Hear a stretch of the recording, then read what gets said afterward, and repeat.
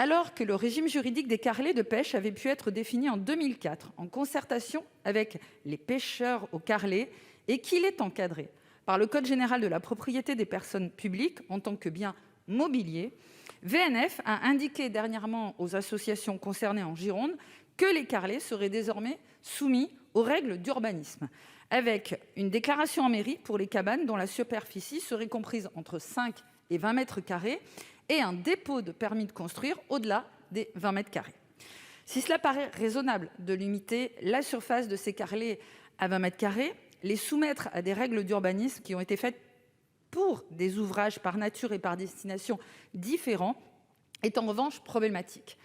Cela constitue, à mon sens, une surinterprétation juridique en ce qu'elle conduit à modifier la nature juridique de ces biens, les transformant en biens immobiliers, alors que ces biens sont mobiliers. Ces cabanes n'ont pas d'usage d'habitation et ne sauraient en avoir. Elles sont entièrement démontables, précaires et sans réelle emprise.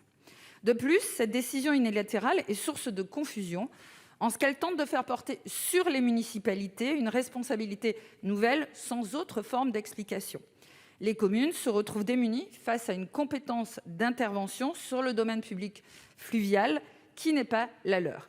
Aucune disposition spécifique ne figure d'ailleurs au sein des plans locaux d'urbanisme et n'a prévu ce cas de figure.